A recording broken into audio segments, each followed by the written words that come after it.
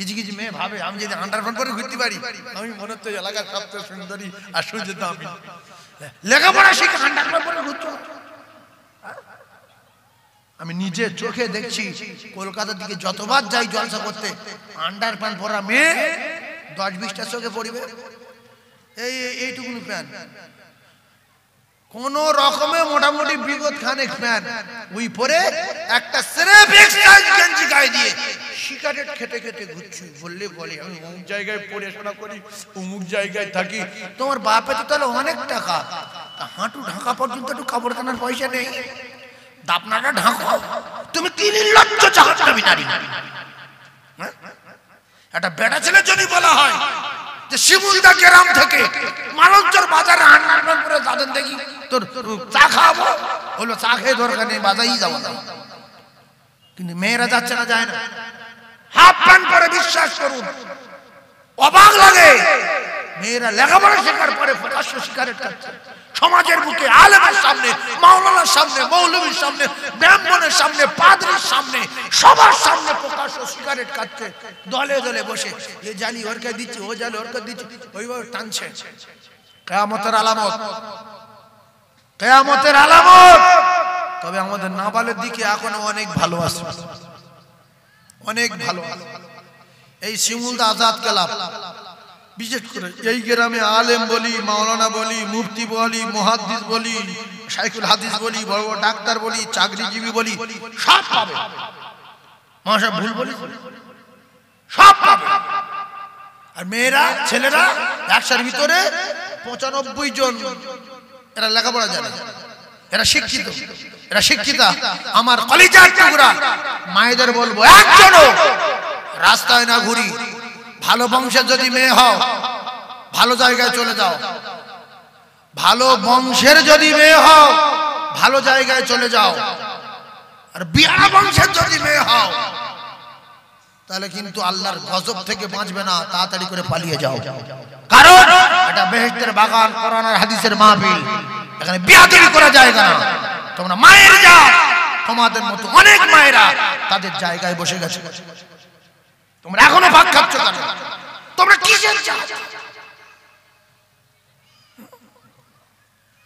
যারা জানে, শুনতে পায়, বোঝে, দেখতে পায়, জ্ঞানগম্যী ভালো, আলেম ওলামা বলার পরে যারা মানে না, এরা কুকুরের জাতের চেয়ে খারাপ মানুষ। বালহুম মাদাল আউলাইকুল গাফিল। নারী কথা শোনে না, এ নারী শ্বশুর বাড়িকে কি করবে? এ তো স্বামীর ধরে মারবে, স্বামীকে জেল কাটাবে। চলে যাও। সসম্মানে মায়েদের বলছি, কেটে বড়, তোমরা যত বাজারে দোকানে আড্ডা মারবে যুবকেরা পাক খাবে। কারণ তোমাদের ভিতরে অন্য একটা জিনিস দিয়েছে আল্লাহ, বিরাট একটা আকর্ষণীয় জিনিস তোমাদের ভিতরে আল্লাহ পাক দিয়েছে। এই জন্য তোমাদের এই আকর্ষণীয় জিনিস দিয়ে, নিয়ামত দিয়ে আল্লাহ পাক তোমাদের টোটাল বডিটা ঢেকে রাখা ফরজ করে দিয়েছে। ঢেকে রাখো, এ ফরজ। তোমাদের এই শরীর যত ঢেকে রাখবে তত আল্লাহ খুশি হবে। আর শরীর ঢেকে রাখলে ইবাদতে গণ্য হবে, বিনিময়ে আল্লাহ জান্নাত দিয়ে দিতে পারে। শুধু ঢেকে রাখবে। ঢেকে রাখা কি সুন্নত না মুস্তাহাব? জোরে বলেন বাবু। আপনি আপনার মেয়ের বলবেন, আপনার স্ত্রীর বলবেন, তোর কিছু করতে হবে না, জীবনে আলগা যেন না দেখে। তবে কথায় কথা বেড়ে গেল, একটা কথা মাথায় রাখবেন ভাবিরা, একটা কথা মাথায় রাখেন, আপনারা মায়ের জাত, আপনাদের কদমের তলায় আমার আল্লাহ পাকের জান্নাত, আমার আল্লাহ পাকের জান্নাত রয়েছে মায়েদের কদমের তলায়। রাসূলুল্লাহ জানিয়েছেন, হুমা জান্নাতুকা, তোমার মা আর তোমার বাপ এই দুজনা হলো জান্নাত। ওয়া নারুকা, এদের সঙ্গে যদি অসৎ আচরণ করো ঠিকানা হবে জাহান্নাম। ইন্নাল জান্নাতা তাহতা রিজলাইহা, জান্নাত রয়েছে তোমার গর্ভধারীর কদমের তলায়। ও মায়ের জাতেরা, নির্লজ্জ নারীরা আল্লাহ পাক ওই মায়েদের পর্দা আমার আল্লাহ পাক ফরজ করে দিয়েছে। যিনি জান্নাতে রানী হবেন তিনি একটা কথা বলেছেন, স্বামী গো আমার টোটাল জীবদ্দশায় আমার আব্বা জানের কোন একজন সাহাবী আমার শরীরের কোন অঙ্গ দেখতে পাইনি। আমি জান্নাতি রানী ফাতিমা, আমি খাতুনে জান্নাত ফাতিমা একটা কথা জানিয়ে দিলাম স্বামীনি, আমার ইন্তেকালের পরে আমার দাফন দেবে রাতের বেলা, দিনের বেলা দেবেন না। কারণ আমার ইন্তেকালের পরে দিনের বেলা যদি কাফন ঢেকে নিয়ে যান, আব্বা জানের সাহাবায়ে কেরামেরা কাফনের উপর দিয়ে বুঝতে পারবে ফাতেমার হাতগুলো মোটা ছিল, শরীর স্বাস্থ্য ভালো ছিল, পেট গঠন বেশ ভালো ছিল। এটাই যেন কাফনের উপর দিয়ে বুঝতে না পারে, সেজন্য রাতের বেলা দাফন করবেন, দিনের বেলা না। তাই কিতাবে লেখা জান্নাতের রানী ফাতিমার জান্নাতুল বাকিতে রাতের বেলা দাফন করা হয়েছিল, দিনের বেলা না। আর সেই ফাতেমার সঙ্গে এই নারীরা থাকবে, মানে চক্রান্ত করে মুসলমানদের ঈমান লুটার জন্য, পৃথিবীটাকে খুব তাড়াতাড়ি ধ্বংস করে দেওয়ার জন্য মেয়েদের ব্যবহার করছে। আর এরা আল্লাহ বোঝে না, নবী বোঝে না, জান্নাত বোঝে না, জাহান্নাম বোঝে না, টাকা বুঝে। আগে মেয়ে ছেলে দোকানদার একটা পাওয়া যেত না, এখন বহুত মেয়ে ছেলে দোকানদার। আর যে দোকানদার মেয়ে ছেলে দোকানদার তার দোকানে ভিড় বেশি, তার প্রত্যেক মালটা ভালো। ভাবি বিস্কুট করতে কেন না, আমি অন্য জায়গা থেকে কেন, কি হয়েছে এই বিস্কুটের যে টেস্ট, এরকম এত বিস্কুট খেয়েছি তো পাইনি। বলছে আমি অর্ডার করি, ফোনে অর্ডার দাও। আচ্ছা দুধ করতে গেল, বলছে আমার অন্য জায়গার দুধ, বলছে। তো বলছে মালুম তো এত চা খেয়েছি, এত এখানে যখন চা খেয়েছি তোমার মধ্যে এত টেস্ট वाला চা পাইনি। বলছে দুধ আলাদা, আমি যে সমস্ত যেখানে সেখান থেকে নেই না, এই অর্ডার দিয়ে আনতে হয়। তার মানে তুই তো দিলেও ভালো লাগছে, তার মানে ওর ফোন নাম্বারটা নেবে কোন রকম, সব মাস।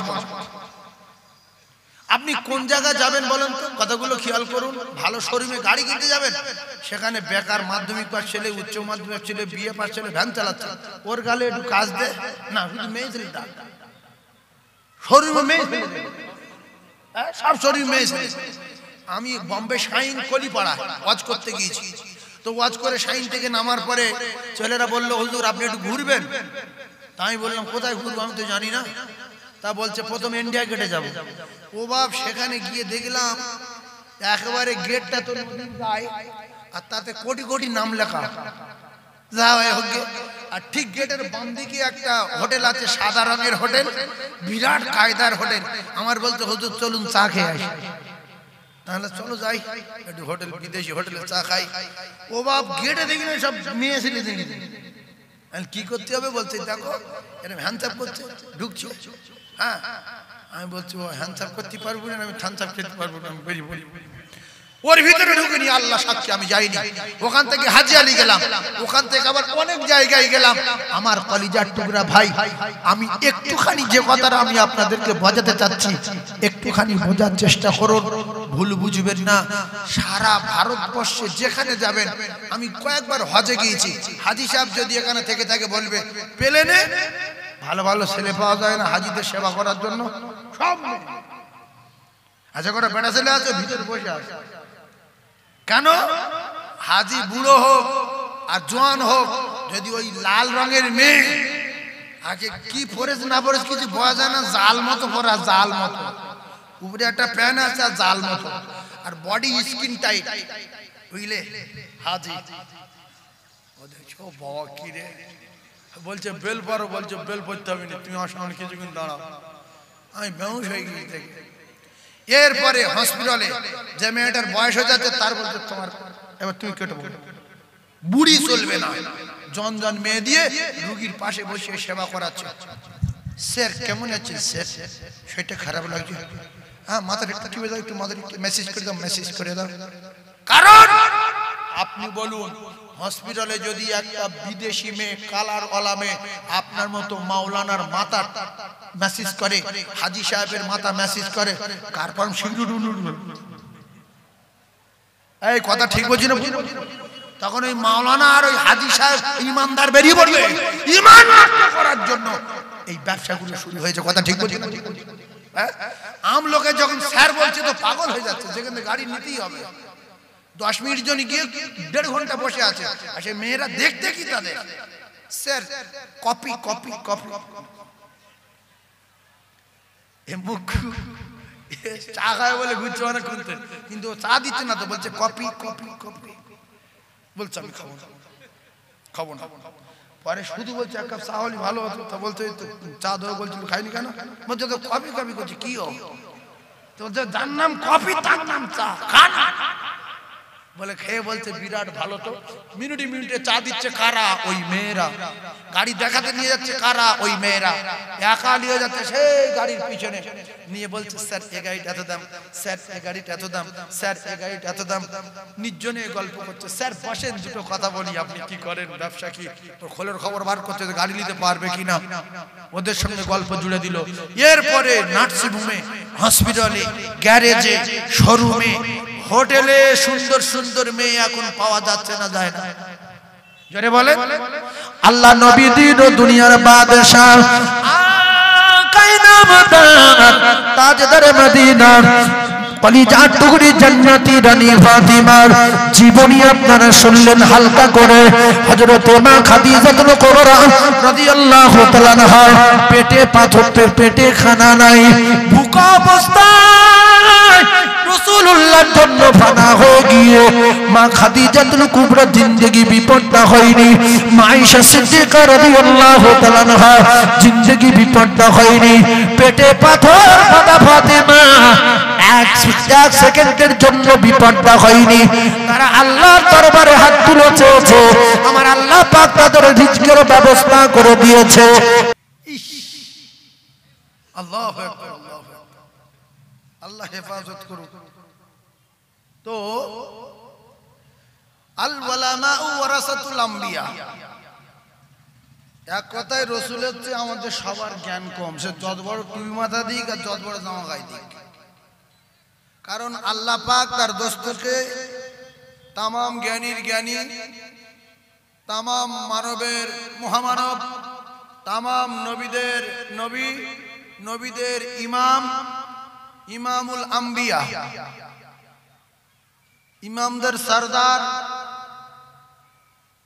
আকায়ে নামদার, তাজদার মদিনা, আল্লাহর দোস্তকে আল্লাহ পাক তামাম মানবের শিক্ষক হিসেবে পৃথিবীর জমিনে পাঠিয়েছেন। বলুন সুবহানাল্লাহ। এখন শিক্ষকের জ্ঞান বেশি না কম? শিক্ষক, তামাম মানবের শিক্ষক যিনি, তিনি কিন্তু কোনো মাদ্রাসায় লেখাপড়া করেনি বলে কিছু মুখ্য আছে বলে নবীর জ্ঞান নেই, নবী একেবারে ফুল মুখ্য। শোনেন, নবীর জ্ঞান নেই, নবী কোনো জায়গায় পড়েনি, নবী কিছু জানে না, এগুলো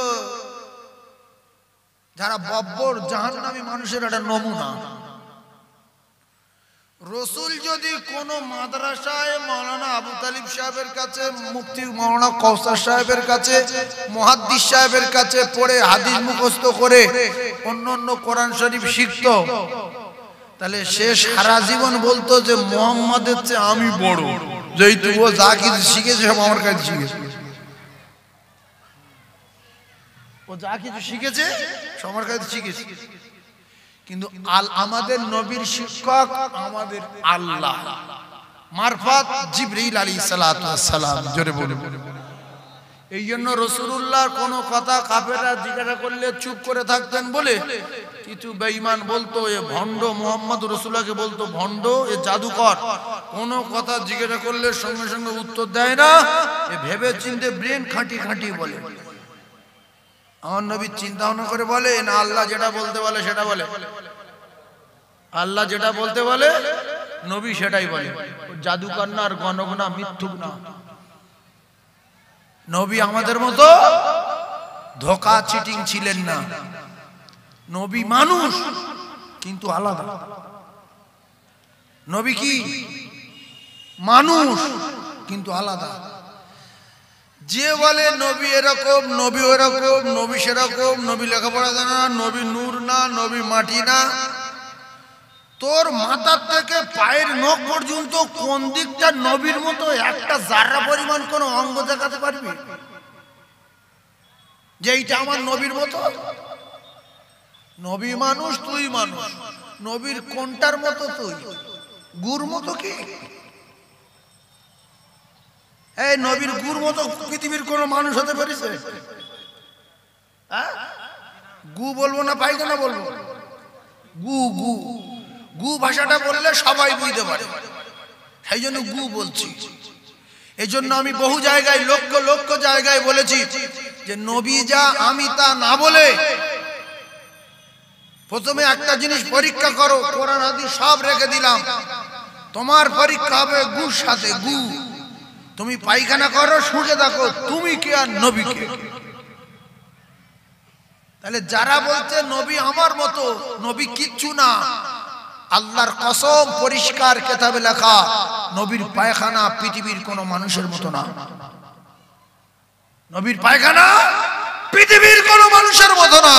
নবীর পায়খানা মিশকে আম্বার, নবীর পায়খানা আতর যত আছে দুনিয়ায় সবার চেয়ে আরো জোরলা খুশবু আর সুন্দর খুশবু, মিশকে আম্বারের চেয়ে আরো সুগন্ধি।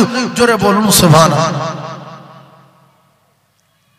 নবীর পেশাবটা ছিল ঔষধ, আমাদের পেশাব বিরাট। নবীর পেশাব মানুষ খেয়েছে না খায়নি? খেয়েছে, খেয়ে রোগ সেরে গেছে, খেয়ে রোগ সেরে গেছে। আচ্ছা নবী তো আমাদের নবী, নবী তো আমাদের নবী, উখরি জাতির নাস আমরা, আমাদের সমস্ত দিকটাই বেশি, কিন্তু আমাদের ভিতরে কিছু মুখ্য আছে নবী ছোট করতে পারলে খুব খুশি হয়। নবীর বড় করেছে আমার আল্লাহ, নবীর দোস্ত বানিয়েছে আমার আল্লাহ। পৃথিবীর সব মুসলমান আর হিন্দু খ্রিস্টান জৈন বৌদ্ধ সব যদি এক হয়ে বলি নবী মানি না, নবীর চুল পরিমাণ ছোট করা যাবে না।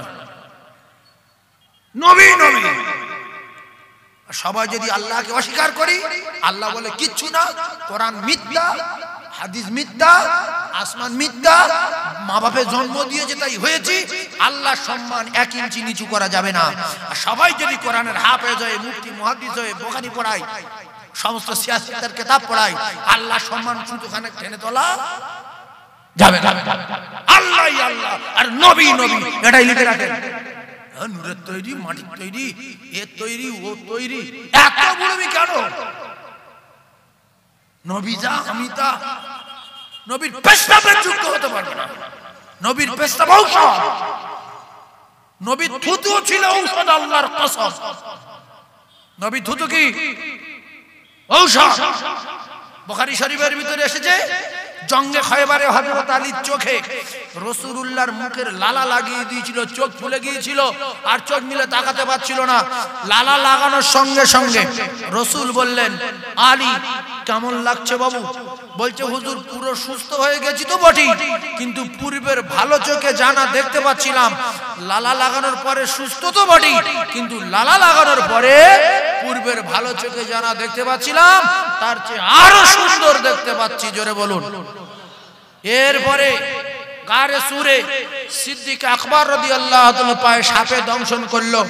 পৃথিবীর 1 নাম্বার ডাক্তার, পৃথিবীর 1 নাম্বার বৈজ্ঞানিক, পৃথিবীর 1 নাম্বার বুদ্ধিজীবী, পৃথিবীর 1 নাম্বার মানে জ্ঞানী, পৃথিবীর 1 নাম্বার শিক্ষক, পৃথিবীর 1 নাম্বার মাস্টার।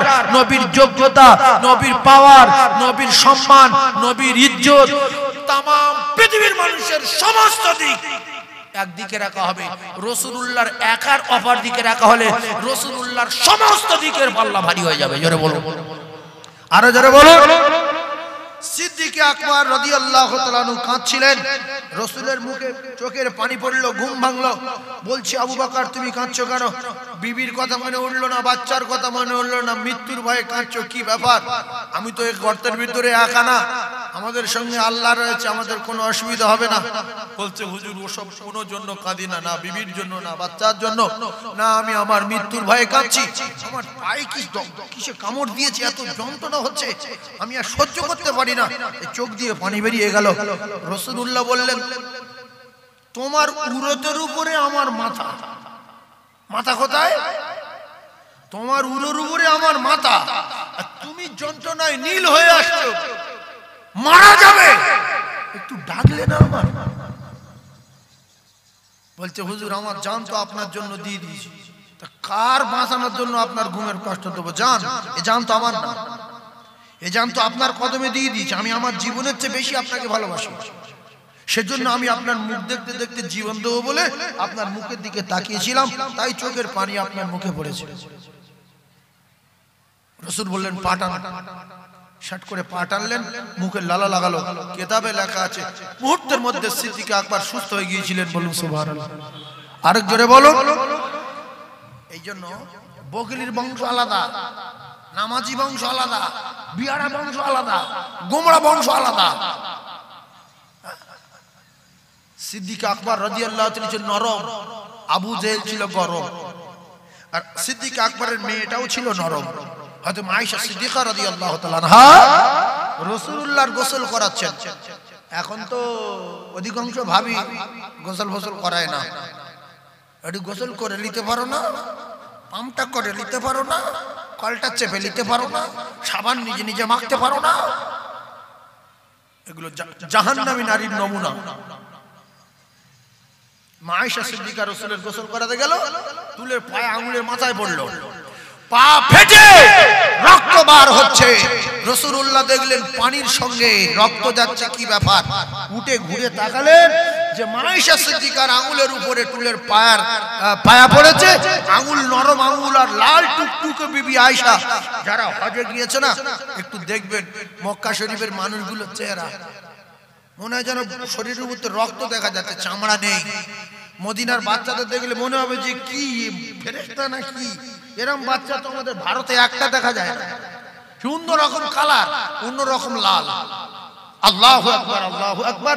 সেই আয়েশা সিদ্দিকার পায়ে টুলের পাওয়া ফেটে রক্ত বার হচ্ছে।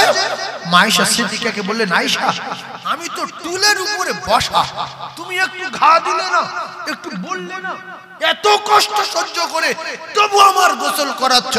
বলছে হুজুর আমার জান তো আপনার, আমি আমার জান বাঁচানোর জন্য, আমি আমার জান বাঁচানোর জন্য, আমি আমার এই কষ্ট থেকে রেহাই পাওয়ার জন্য আমি আপনার উঠতে বলবো? আপনার বসা চুলের পায়া যদি আমার কলিজার উপরে পড়ে কলিজা ফেটে থেতে যেত, তো আমি আয়েশা আপনাকে উঠতে বলতে পারতাম না। জোরে বলে, আরো জোরে বলে। ওরা জান্নাতে যাবে না, আমরা যাব। বড় হতে গেলে ছোট হতে হবে, বড় হতে গেলে ছোট হতে হবে। নবী সব জায়গায় ছোট হচ্ছে। যার পায়খানা কুকুরই খায় না, সে নবীর মারছে কাবার চত্বরে। মারছে না, মারে না? রাসূলুল্লাহ মেরেছে না, মারেনি? সিদ্দিক আকবর রাদিয়াল্লাহু তাআলা কাবার চত্বরে মেরেছে না, মারেনি? যে সমস্ত মুমিন গেটের কাছে আছো, জলসায় এদিক ওদিক ছিড়িয়ে ছড়িয়ে রয়েছে, আল্লাহর রাস্তায় বলছি, ফেরেশতাদের সঙ্গে বেহেশতের বাগানে বসেন।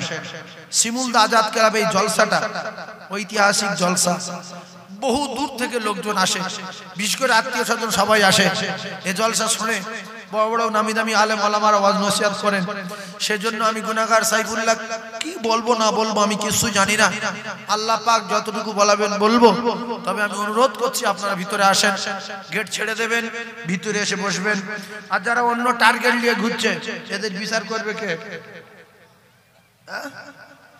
অন্য টার্গেট নিয়ে যারা ঘুরছে, কার ফোন নাম্বার লবো, কার সব মার করবো, কার ফাঁসাবো, কার বংশ ধ্বংস করব, এই চিন্তা ভাবনা যারা আছে এদের অন্তরের খবর আমার আল্লাহ রাখে। সেই জন্য ভাই বুয়ারা টার্গেটে না ঘুরে ভালো জায়গায় চেয়ারের উপরে বসি, ফেরেশতের বাগানে বেহেশতের বাগানে ফেরেশতাদের সঙ্গে বসি, আল্লাহ রাস্তায় বলছে একটু চলে আসি। বিশেষ করে আমার মা বোনেদের বলছি, তোমরা যারা রাস্তায় ঘুরছো যুবকদের সাথে, এটা একটা লজ্জাজনক ব্যাপার। কারণ যারা ভাবি আছে, ভাবি এই ভাবিদের যদি বলা হয় যে তল তুই তো আমার স্ত্রী, তোর হাত ধরে একটুখানি মালঞ্চ যায়, এমন ভালো বংশের মেয়ে আছে স্বামীর হাত ধরে যাবে না। স্বামী বলছে আর তুই আমার হাত ধরবি, আমি তো স্বামী। তো বলছে স্বামী আসো ঘরে, বাড়িতে, রাস্তায় স্বামী স্বামী ওরকম ছেড়ে দাও, লোক খারাপ বলবে। মান সম্মান আছে। আপনি জানবেন আমার এই স্ত্রীর, আমার এই বোনটার বা এই মাটার ঈমান আছে। লজ্জা শরম হলো ঈমানের অঙ্গ। আল হায়া শুবাতুন মিনাল ঈমান। এরকম ভাবি আছে না নাই? স্বামীর হাত ধরে বাজারে যেতে চায় না, মান সম্মান। আরে এমন নির্লজ্জ নারী কিছু আছে, নির্লজ্জ। স্বামী না, কেউ না, কোন জায়গার কে দুটো আলু ভাতে দে, ফোন করে ডেকে নিয়ে ওর ধরে পাক খাচ্ছে, আবার লোকজনের ভিতরে। আবার বললে বলে মাধ্যমিক পাস, এইচএস কমপ্লিট, ফার্স্ট ইয়ারে ভর্তি হয়েছে। তুমি জ্ঞান নেই, তুমি কি ফার্স্ট ইয়ারে ভর্তি হয়েছে? এতগুলো লোকজন, তুমি রাস্তায় ঘুরছো, পাক খাচ্ছ, মাথায় কাপড় নেই, কিচ্ছু নেই। মাথায় কাপড় বলে ঘোরার কারণ যে আমি আজকের চুলে শ্যাম্পু করেছি। যদি যুবকরা না দেখলো তাহলে মানুষটা কোথায় হবে? যে মেয়েটা যত ঢাকা থাকে সেই মেয়েটা তত দাম বাড়ে, আল্লাহ সেই মেয়েটা তত সম্মান বাড়িয়ে দেয়। সেই মেয়েটা সবাই ভালো বলে, আর যে মেয়েটা আলগা হয়ে যায় তার সমাজে আর দাম নাই। কিছু কিছু মেয়ে ভাবে আমি যদি আন্ডারপ্যান্ট পরে ঘুরতে পারি, আমি মনে হচ্ছে এলাকার সবচেয়ে সুন্দরী আর সুযোগ আমি লেখাপড়া শিখে আন্ডারপ্যান্ট পরে ঘুরছো। আমি নিজে চোখে দেখছি, কলকাতার দিকে যতবার যাই জলসা করতে, আন্ডারপ্যান্ট পরা মেয়ে 10-20টা চোখে পড়বে, এইটুকুনি প্যান্ট, কোন রকমে মোটামুটি বিগত খানেক প্যান্ট, ওই পরে একটা স্রেফ এক্সট্রা গেঞ্জি গায়ে দিয়ে সিগারেট খেতে খেতে ঘুরছি। বললে বলে আমি অমুক জায়গায় পড়াশোনা করি, অমুক জায়গায় থাকি। তোমার বাপে তো তাহলে অনেক টাকা, হাঁটু ঢাকা পর্যন্ত একটু কাপড় কেনার পয়সা নেই, দাপনাটা ঢাকো। তুমি কি নির্লজ্জ জাহান্নামী নারী! একটা বেটা ছেলে যদি বলা হয় যে শিমুলদা গ্রাম থেকে মালঞ্চর বাজারে আন্ডারপ্যান্ট পরে যাবেন, দেখি তোর চা খাওয়াবো, বলবো চা খেয়ে দরকার নেই, বাজারেই যাবো। কিন্তু মেয়েরা যাচ্ছে না, যায় না, হাফ প্যান্ট পরে। বিশ্বাস করুন, অবাক লাগে। মেয়েরা লেখাপড়া শেখার পরে প্রকাশ্য সিগারেট খাচ্ছে, সমাজের বুকে, আলেমের সামনে, মাওলানার সামনে, মৌলবীর সামনে, ব্রাহ্মণের সামনে, পাদ্রীর সামনে, সবার সামনে প্রকাশ্য সিগারেট খাচ্ছে। দলে দলে বসে এ জালি ওরকে দিচ্ছে, ও জালি ওরকে দিচ্ছে, ওইভাবে টানছে। কিয়ামতের আলামত, কিয়ামতের আলামত। তবে আমাদের নাবালের দিকে এখনো অনেক ভালো আছে, অনেক ভালো। এই শিমুলদা আজাদ ক্লাব, বিশেষ করে এই গ্রামে আলেম বলি, মাওলানা বলি, মুফতি বলি, মুহাদ্দিস বলি, শাইখুল হাদিস বলি, বড় বড় ডাক্তার বলি, চাকরিজীবী বলি, সব পাবে। মাশা ভুল বলি, সব পাবে। আর মেয়েরা, ছেলেরা 100-র ভিতরে 95 জন এরা লেখাপড়া জানে, এরা শিক্ষিত, এরা শিক্ষিতা। আমার কলিজার টুকরা মায়েদের বলবো, একজনও রাস্তায় না ঘুরি। ভালো বংশের যদি মেয়ে হও, ভালো জায়গায় চলে যাও। ভালো বংশের যদি মেয়ে হও, ভালো জায়গায় চলে যাও। আর বিয়া বংশের যদি মেয়ে হও, তাহলে কিন্তু আল্লাহর গজব থেকে বাঁচবে না, তাড়াতাড়ি করে পালিয়ে যাও। কারণ এটা বেহেশতের বাগান, কোরআন আর হাদিসের মাহফিল, এখানে বিয়াদবি করা জায়গা না। তোমরা মায়ের জাত, তোমাদের মতো অনেক মায়েরা তাদের জায়গায় বসে গেছে। তোমরা এখনো ভাগ খাচ্ছ কেন? তোমরা কিসের জাত? যারা জানে, শুনতে পায়, বোঝে, দেখতে পায়, জ্ঞানগম্যী ভালো, আলেম ওলামা বলার পরে যারা মানে না, এরা কুকুরের জাতের চেয়ে খারাপ মানুষ। বালহুম মাদাল আউলাইকুল গাফিল। নারী কথা শোনে না। এ নারী শ্বশুর বাড়ি গিয়ে কি করবে? এ তো স্বামীর ধরে মারবে, স্বামীকে জেল কাটাবে। চলে যাও। সসম্মানে মায়েদের বলছি, কেটে বড়, তোমরা যত বাজারে দোকানে আড্ডা মারবে, যুবকেরা পাক খাবে। কারণ তোমাদের ভিতরে অন্য একটা জিনিস দিয়েছে আল্লাহ। বিরাট একটা আকর্ষণীয় জিনিস তোমাদের ভিতরে আল্লাহ পাক দিয়েছে। এজন্য তোমাদের এই আকর্ষণীয় জিনিস দিয়ে, নিয়ামত দিয়ে আল্লাহ পাক তোমাদের টোটাল বডিটা ঢেকে রাখা ফরজ করে দিয়ে, ঢেকে রাখো। এ ফরজ তোমাদের এই শরীর যত ঢেকে রাখবে তত আল্লাহ খুশি হবে, আর শরীর ঢেকে রাখলে ইবাদতে গণ্য হবে, বিনিময়ে আল্লাহ জান্নাত দিয়ে দিতে পারে। শুধু ঢেকে রাখবে। ঢেকে রাখা কি সুন্নত না মুস্তাহাব? জোরে বলেন বাবু। ফরজ। আপনি আপনার মেয়ের বলবেন, আপনার স্ত্রীর বলবেন, তোর কিছু করতে হবে না, জীবনে আলগা যেন না দেখে। তবে কথায় কথা বেড়ে গেল, একটা কথা মাথায় রাখবেন ভাবিরা, একটা কথা মাথায় রাখেন, আপনারা মায়ের জাত, আপনাদের কদমের তলায় আমার আল্লাহ পাকের জান্নাত, আমার আল্লাহ পাকের জান্নাত রয়েছে মায়েদের কদমের তলায়। রাসূলুল্লাহ জানিয়েছেন, হুমা জান্নাতুকা, তোমার মা আর তোমার বাপ এই দুজনা হলো জান্নাত, ওয়া নারুকা, এদের সঙ্গে যদি অসৎ আচরণ করো ঠিকানা হবে জাহান্নাম। ইন্নাল জান্নাতা তাহতা রিজলাইহা, জান্নাত রয়েছে তোমার গর্ভধারীর কদমের তলায়। ও মায়ের জাতেরা, নির্লজ্জ নারীরা, আল্লাহ পাক ওই মায়েদের পর্দা, ওই মায়েদের পর্দা আমার আল্লাহ পাক ফরজ করে দিয়েছে। যিনি জান্নাতে রানী হবেন তিনি একটা কথা বলেছেন, স্বামী গো, আমার টোটাল জীবন দশায় আমার আব্বা জানের কোন একজন সাহাবী আমার শরীরের কোন অঙ্গ দেখতে পাইনি। আমি জান্নাতি রানী ফাতিমা, আমি খাতুনে জান্নাত ফাতিমা, একটা কথা জানিয়ে দিলাম স্বামীনি, আমার ইন্তেকালের পরে আমার দাফন দেবে রাতের বেলা, দিনের বেলা দেবে